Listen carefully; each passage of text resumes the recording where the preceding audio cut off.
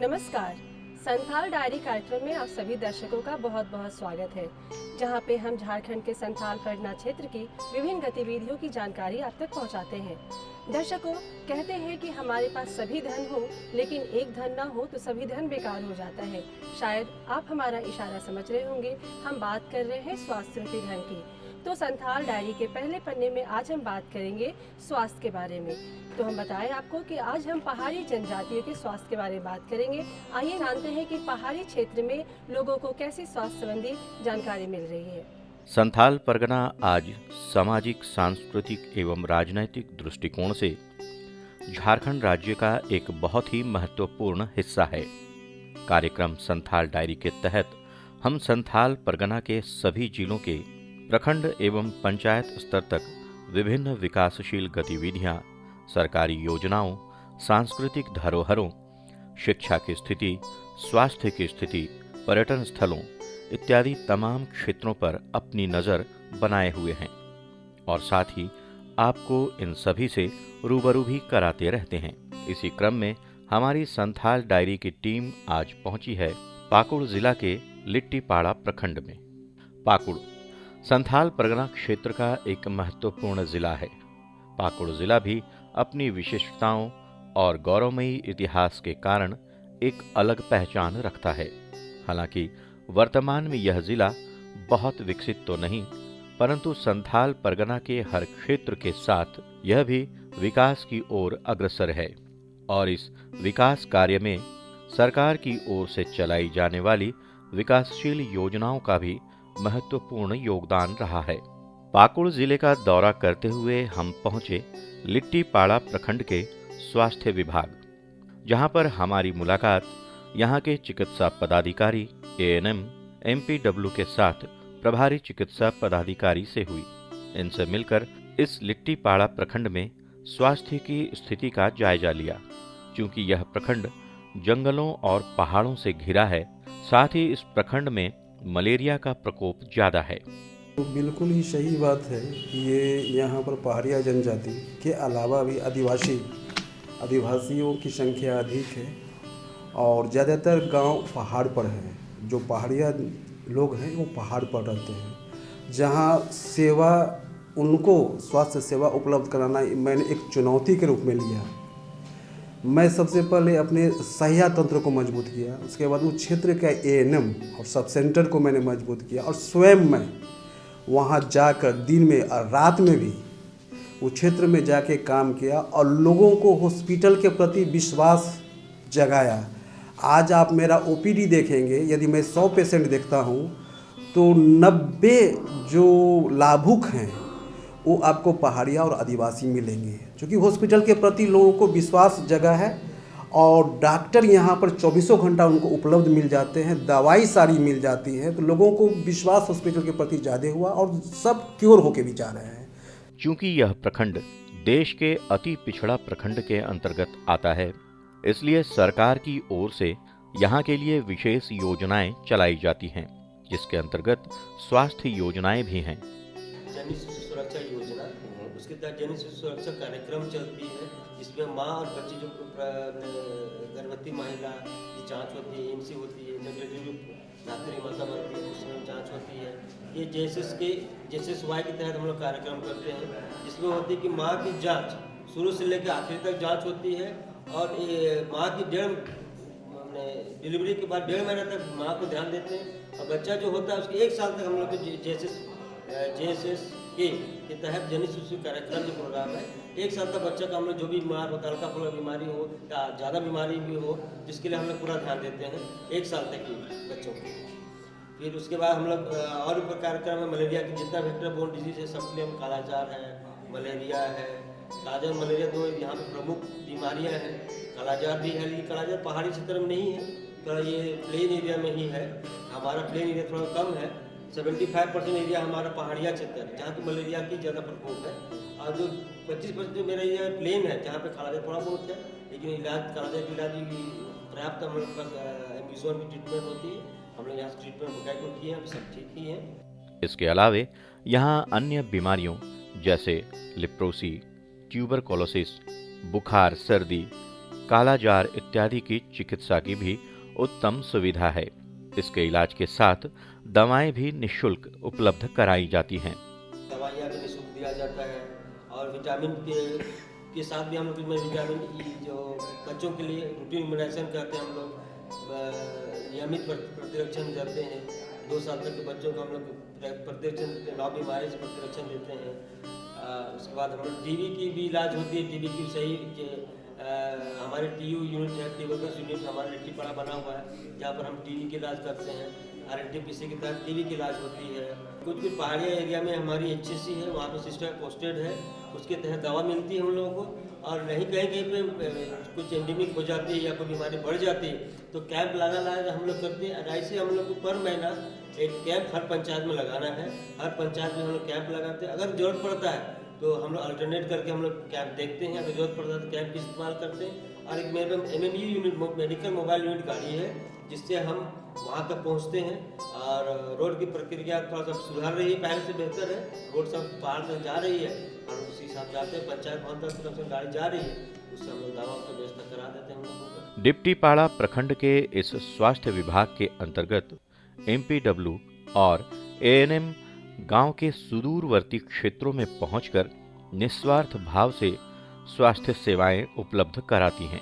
साथ ही मलेरिया और मातृ शिशु एवं किशोरी स्वास्थ्य के प्रति जागरूकता फैलाने का कार्य भी करती हैं। हमारे पास जब हम ग्रामीण क्षेत्र में जाते हैं तो हमारे पास बहुत तरह से महिलाएं लोग आती है। डिलीवरी पेशेंट आती है, अनेक तरह की पेशेंट आती है। और डिलीवरी पेशेंट आती है MC जांच कराने के लिए, मलेरिया से ग्रसित पेशेंट आती है, डायरिया से ग्रसित पेशेंट आती है। सारे पेशेंट को हम लोग अच्छी तरह से अपने ये में रखते हैं, कांटेक्ट में रखते हैं। और जिस तरह से पेशेंट आती है उसी तरह से उनके साथ में हम लोग बातचीत करते हैं। हमारा काम है कि जैसे कोई NC के लिए आ गई तो उसको हम क्या करते हैं कि सबसे पहले तो आराम से बैठाते हैं, पूछताछ करते हैं, उसकी हिस्ट्री लेते हैं, फिर उसके वेटिंग करते हैं, BP लेते हैं, ठीक है। और TT का इंजेक्शन लगाते हैं और उससे उसको कुछ समस्या होती है तो उसको बताते हैं। और जैसे कुछ जटिलता ही होती है तो हम उसको लिट्टीपाड़ा CSC में डॉक्टर के संपर्क में भेज देते हैं। सबसे बड़ी बात है कि हम लोग जो MPW यहाँ पर पदस्थापित हैं, जितने भी लोग, सबसे बड़ी समस्या ये नहीं है, हम लोग सारे लोग की समस्या को दूर करते हैं। जहाँ पर कोई भी विभाग का आदमी नहीं पहुँचता है उस सुदूरवर्ती क्षेत्र में, वहाँ जो पहुँचता है उसका नाम MPW है। और हमारे स्वास्थ्य विभाग में कोई भी काम दिया जाए वह क्षमता MPW उसको दूर करने के लिए रखता है। और हमारे यहाँ अभी 11 तारीख से लेकर अभी तक आज 10 तारीख तक PF के 4333 PF के पेशेंट हैं, जो हमारे यहाँ सारे पदस्थापित चिकित्सा पदाधिकारी ANM और MPW मिलकर उसका सही ढंग से सघन खोज कर इलाज कर उस पर काबू पाया। सबसे बड़ी बात है, लिट्टीपाड़ा सुदूरवर्ती क्षेत्र है और यहाँ प्लाज्मोडियम मदा इन्फ्लुएंजा मच्छर को पनपने के लिए सही टेम्परेचर है जो 15 डिग्री से 25 डिग्री के अंतर्गत मिलता है। और गाछ का रस भी जंगल में है और धान के पत्ते के झाड़ी में सड़ा हुआ नाले के पानी में मदा इन्फ्लुएंजा मच्छर पनपता है।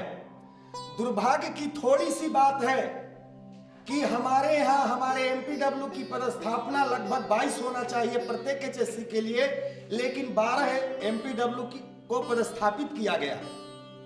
यदि हमारी जनसंख्या 22 हो जाएगी तो मैं आए दिन में लिट्टीपाड़ा में मलेरिया की कोई ऐसी समस्या नहीं होगी। और मैं दावा करता हूं कि एक भी प्लाज्मोडियम वायरस के केस जो है, सेवरल मलेरिया के जो केस हैं, वो सीरियस अवस्था में हमारे CSC लिट्टीपाड़ा नहीं पहुंचेंगे। क्योंकि इस क्षेत्र में शिक्षा का अभाव है, लोगों के शिक्षित नहीं होने के कारण जागरूकता की भी कमी है, इसलिए यहाँ के MPW और ANM एवं अन्य स्वास्थ्य कर्मियों को लोगों तक चिकित्सा मुहैया कराने के साथ साथ लोगों को जागरूक करने का काम भी करना पड़ता है।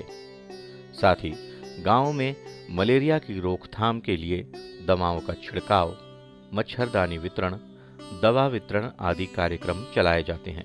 हमारे यहाँ चूँकि ये सुदूर क्षेत्र है, पहाड़ और जंगलों के बीच में बसा हुआ है, वनवासी लोग यहाँ अधिक हैं, जिसमें संताल और पहाड़िया जनजाति के लोग हैं। ऐसे में उनके साथ में अनेक समस्याएं हैं।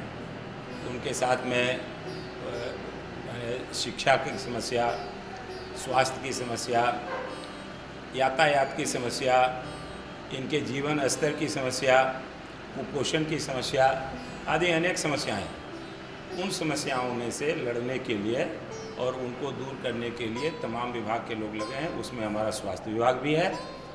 हमारे यहाँ जैसा कि आपको मालूम होगा, RCH कार्यक्रम के तहत यानी मातृ शिशु कार्यक्रम के तहत में गर्भवती माताओं के मिलने वाली सारी सुविधाएं हैं, उनके जांच और वो होते हुए जो कि सुदूर केंद्रों में होते हैं, वो उसमें हमारी ANM दीदी जाती हैं और वहाँ पर उनका देख रेख होता है।